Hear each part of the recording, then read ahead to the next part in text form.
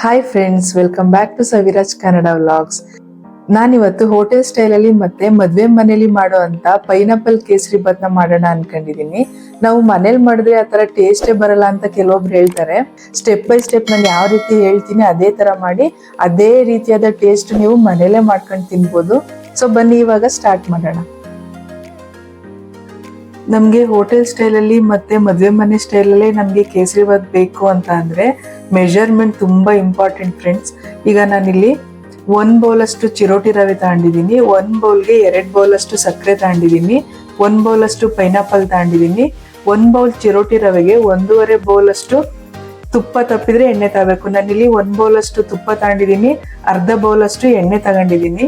ನಿಮ್ಗೆ ಬೇಕು ಅಂದ್ರೆ ಇದು ತುಪ್ಪನೇ ತಗೋಬಹುದು. ಅರೆ ನಾನಿಲ್ಲಿ ಅರ್ಧ ಬೌಲ್ ಎಣ್ಣೆ ತಗೊಂಡು 1 ಬೌಲ್ ಅಷ್ಟು ತುಪ್ಪ ತಗೊಂಡಿದ್ದೀನಿ.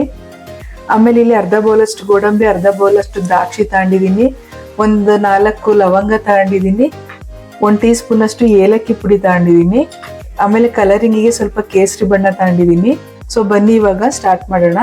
ಕೇಸರಿ ಬಾತ್ ಮಾಡೋಕ್ಕೆ ಸ್ವಲ್ಪ ದಪ್ಪ ತಳದ ಪಾತ್ರೆನೇ ತಗೊಳ್ಳಿ, ಯಾಕೆಂದ್ರೆ ಸೀದೋಗ್ಬಿಡುತ್ತೆ. ಹಂಗಾಗಿ ದಪ್ಪ ತಳ ಇರೋ ಪಾತ್ರೆನೇ ತಗೊಂಡು ಕೇಸರಿ ಬಾತ್ನ ಮಾಡಿ.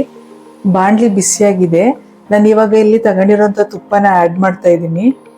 ನಾನಿಲ್ಲಿ 1 ಬೌಲ್ ಅಷ್ಟು ತುಪ್ಪ ತಗೊಂಡಿದ್ದೀನಿ, ಅರ್ಧ ಬೌಲ್ ಅಷ್ಟು ಎಣ್ಣೆ ತಗೊಂಡಿದ್ದೀನಿ. ತುಪ್ಪ ಜಾಸ್ತಿ ಆಯ್ತು ಅಂತ ಅನ್ಕೋಬೇಡಿ. ನಿಮ್ಗೆ ಹೋಟೆಲ್ ಸ್ಟೈಲಲ್ಲಿ ಮದುವೆ ಮನೇಲಿ ಮಾಡೋ ಅಂತ ಟೇಸ್ಟಿ ಆಗಿರುವಂತ ಪೈನಾಪಲ್ ಕೇಸರಿ ಬಾತ್ ಬೇಕು ಅಂದ್ರೆ ಇಷ್ಟು ಎಣ್ಣೆ ಹಾಕ್ಲೇಬೇಕು. ಇವಾಗ ತುಪ್ಪ ಬಿಸಿಯಾಗಿದೆ. ನಾನು ತಗೊಂಡಿರುವಂತ 4 ಲವಂಗನ ಆ್ಯಡ್ ಮಾಡ್ತಾ ಇದ್ದೀನಿ. ಲವಂಗನ ಏನಕ್ಕೆ ಹಾಕೊಳ್ತೀವಿ ಅಂದ್ರೆ ಲವಂಗ ತುಂಬಾ ಚೆನ್ನಾಗಿ ಟೇಸ್ಟ್ ಕೊಡುತ್ತೆ, ಅದೇ ರೀತಿ ಒಳ್ಳೆ ಪರಿಮಳ ಕೊಡುತ್ತೆ. ಹಾಗಾಗಿ ಲವಂಗನ ಆ್ಯಡ್ ಮಾಡ್ಕೊಳ್ತೀನಿ. ಇವಾಗ ಅರ್ಧ ಕಪ್ ಅಷ್ಟು ಗೋಡಂಬಿ ಸೇರಿಸ್ಕೊಳ್ತಾ ಇದ್ದೀನಿ. ಇವಾಗ ಅರ್ಧ ಕಪ್ ಅಷ್ಟು ದ್ರಾಕ್ಷಿ ಸೇರಿಸ್ಕೊಳ್ತಾ ಇದ್ದೀನಿ.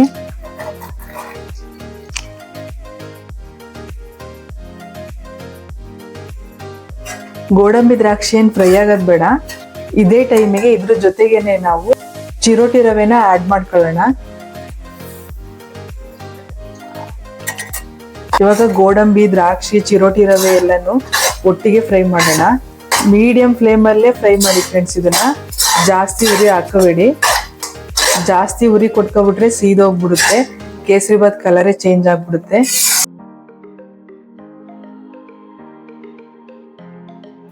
ಈ ರವೆ ಬಣ್ಣ ಬದಲಾಯಿಸುತ್ತೆ ಫ್ರೆಂಡ್ಸ್, ಅಲ್ಲಿವರೆಗೂ ಫ್ರೈ ಮಾಡ್ಕೊಳ್ಳಿ.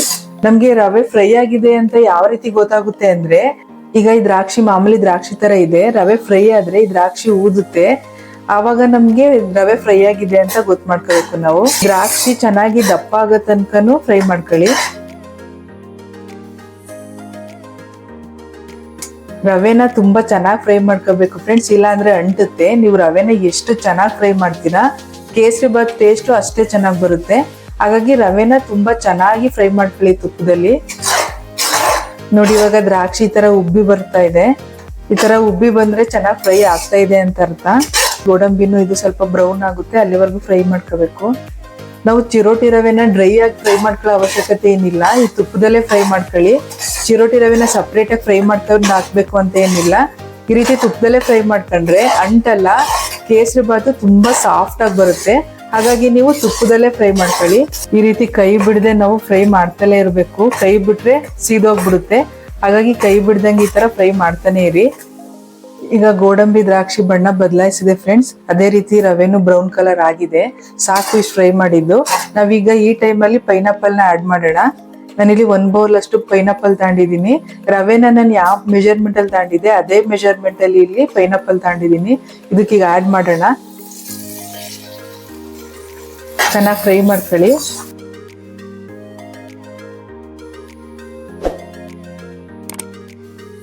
ಪರಿಮಳ ತುಂಬಾ ಚೆನ್ನಾಗಿ ಬರ್ತಾ ಇದೆ ಫ್ರೆಂಡ್ಸ್. ಪೈನಾಪಲ್, ಗೋಡಂಬಿ, ದ್ರಾಕ್ಷಿ, ತುಪ್ಪ ಎಲ್ಲ ಸೇರಿ ಪರಿಮಳ ತುಂಬಾ ಚೆನ್ನಾಗಿ ಬರ್ತಾ ಇದೆ. 1-2 ನಿಮಿಷ ಇದು ತುಪ್ಪದಲ್ಲೇ ಫ್ರೈ ಆಗ್ಲಿ ಪೈನಾಪಲ್.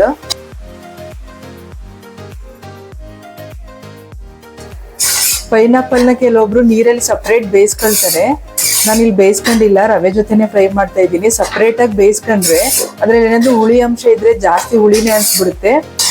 ಹಾಗಾಗಿ ನಾನು ರವೆಲೇ ಫ್ರೈ ಮಾಡೋದ್ರಿಂದ ಸ್ವಲ್ಪ ಹುಳಿ ಅನ್ನೋದು ಕಡಿಮೆ ಆಗುತ್ತೆ, ತುಪ್ಪದಲ್ಲೇ ಫ್ರೈ ಆಗುತ್ತಲ್ಲ, ಹಾಗಾಗಿ ಹುಳಿ ಅಂಶ ಸ್ವಲ್ಪ ಕಡಿಮೆ ಆಗುತ್ತೆ.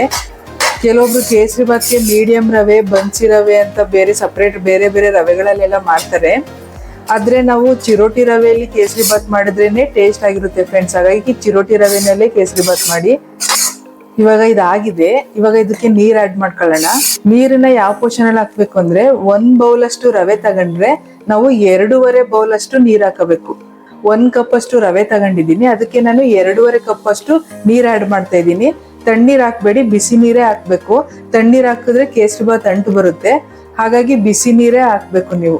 ಇವಾಗ ಇದಕ್ಕೆ ನಾನು 2.5 ಕಪ್ ಅಷ್ಟು ಬಿಸಿ ನೀರ್ನ ಆಡ್ ಮಾಡ್ಕೊಳ್ತಾ ಇದ್ದೀನಿ.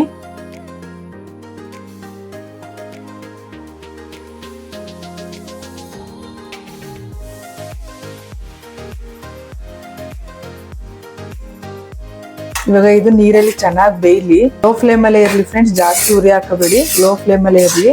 ಇದು ನೀರಲ್ಲಿ ಚೆನ್ನಾಗಿ ಬೇಯಬೇಕು, ಕೈ ಆಡಿಸ್ತಾನೆ ಇರಿ, ಸೀದೋಗ್ಬಿಡುತ್ತೆ.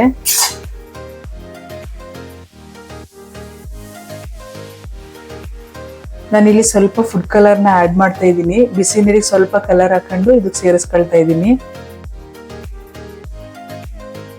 ಫುಡ್ ಕಲರ್ ಬೇಡ ಅಂತ ಅಂದ್ರೆ ಮನೇಲಿರುವಂತ ಅರಿಶಿನ ಬಣ್ಣನ ಯೂಸ್ ಮಾಡ್ಬೋದು. ನಾವ್ ಇದಾಗಿದೆ ಅಂತ ಹೆಂಗ್ ಗೊತ್ತು ಮಾಡೋದು ಅಂತ ಅಂದ್ರೆ, ನಾವ್ ಈ ತರ ಮಾಡಿದಾಗ ಈ ಸೌಟಿಗೆ ಈ ತರ ಅಂಟಬಾರ್ದು. ಈ ತರ ಅಂಟಿಲ್ಲ ಅಂತ ಅಂದ್ರೆ ಚೆನ್ನಾಗ್ ಬಂದಿದೆ, ಚೆನ್ನಾಗ್ ಬೆಂದಿದೆ ಅಂತ ಅರ್ಥ. ರವೆನು ಚೆನ್ನಾಗ್ ಫ್ರೈ ಆಗಿದ್ರೆ ಮಾತ್ರ ಈ ತರ ಅಂಟಲ್ಲ. ರವೆನ ಚೆನ್ನಾಗ್ ಫ್ರೈ ಮಾಡ್ಕೊಂಡ್ರೆ ಈ ತರ ಮಾಡಿದ್ರೆ ನಮ್ಗೆ ಸೌಟಿಗೆ ಅಂಟಲ್ಲ. ಇವಾಗ ಇದಾಗಿದೆ. ಈಗ ನಾವು ಸಕ್ಕರೆ ಸೇರಿಸ್ಕೊಳ್ಳೋಣ. ನಾನಿಲ್ಲಿ 1 ಕಪ್ ಚಿರೋಟಿ ರವೆಗೆ 2 ಕಪ್ ಅಷ್ಟು ಸಕ್ಕರೆನ ಆಡ್ ಮಾಡ್ತಾ ಇದ್ದೀನಿ. ನಿಮ್ಗೆ ಬೇಕು ಅಂದ್ರೆ 1.5 ಕಪ್ ಆದ್ರೂ ಹಾಕಬಹುದು. ಪೈನಾಪಲ್ ಸ್ವಲ್ಪ ಹುಳಿ ಇದ್ರೆ ಅಂತ ನಾನಿಲ್ಲಿ 2 ಕಪ್ ಆಡ್ ಮಾಡ್ತಾ ಇದ್ದೀನಿ. ನಿಮಗೆ ಬೇಕು ಅಂದ್ರೆ 1.5 ಕಪ್ ಆದ್ರೂ ಹಾಕಬಹುದು.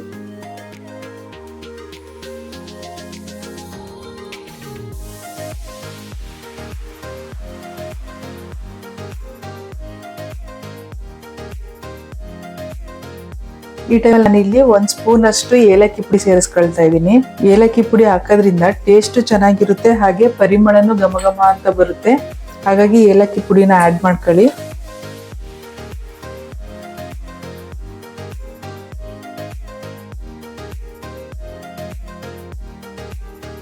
ಇನ್ನು ಚೆನ್ನಾಗಿ ಎಣ್ಣೆ ಬಿಡುತ್ತೆ. ಎಣ್ಣೆ ಬಿಡೋ ತನಕ ಈ ತರ ಫ್ರೈ ಮಾಡ್ಕೊತಾ ಇರೋಣ. ನಾವು ಕೇಸರಿ ಬಾತ್ನ ಪೈನಾಪಲ್ ಅಲ್ಲಿ ಮಾತ್ರ ಮಾಡಬೇಕು ಅಂತ ಏನಿಲ್ಲ. ಕೆಲವೊಬ್ರು ಸಪೋಟದಲ್ಲಿ ಮಾಡ್ತಾರೆ, ಬಾಳೆಹಣ್ಣಲ್ಲಿ ಮಾಡ್ತಾರೆ, ಸೇಬಿನ ಹಣ್ಣಲ್ಲಿ ಮಾಡ್ತಾರೆ, ಜಾಕ್ ಫ್ರೂಟ್ ಅಲ್ಲಿ ಮಾಡ್ತಾರೆ. ನೀವು ಯಾವ ಹಣ್ಣು ಮನೇಲಿದೆ ಆ ಹಣ್ಣು ಹಾಕ್ಬಿಟ್ಟು ನೀವು ಕೇಸರಿ ಬಾತ್ ಮಾಡ್ಕೊಳ್ಳಿ. ಹಣ್ಣು ಮಾತ್ರ ಚೇಂಜ್ ಆಗುತ್ತೆ, ಮಾಡೋ ಮೆಥಡ್ ಎಲ್ಲ ಇದೆ ಫ್ರೆಂಡ್ಸ್. ಇದೇ ತರ ಮಾಡ್ಕೊಳ್ಳಿ. ಇದಾಗಿದೆ. ಎಣ್ಣೆ ಎಲ್ಲ ಚೆನ್ನಾಗಿ ಬಿಡ್ತಾ ಇದೆ, ಹಾಗೆ ಎಂಟ್ತಾ ಇಲ್ಲ. ಈಗ ನಮ್ಗೆ ಕೇಸರಿ ಬಾತ್ ಚೆನ್ನಾಗಿ ಬಂದಿದೆ ಅಂತ ಯಾವ ರೀತಿ ಗೊತ್ತಾಗುತ್ತೆ ಅಂದ್ರೆ, ನಾವ್ ಈ ತರ ಸೌಟಲ್ಲಿ ತಗೊಂಡು ಈ ಬೌಲಿಗೆ ಹಾಕೊಂಡ್ರೆ ಈ ತರ ಕರೆಕ್ಟಾಗಿ ಕೂರುತ್ತೆ ಫ್ರೆಂಡ್ಸ್. ಇಲ್ಲಿ ನೋಡಿ, ಇಲ್ಲಿ ಸೌಟಲ್ಲೂ ಅಂಟಿರಲ್ಲ.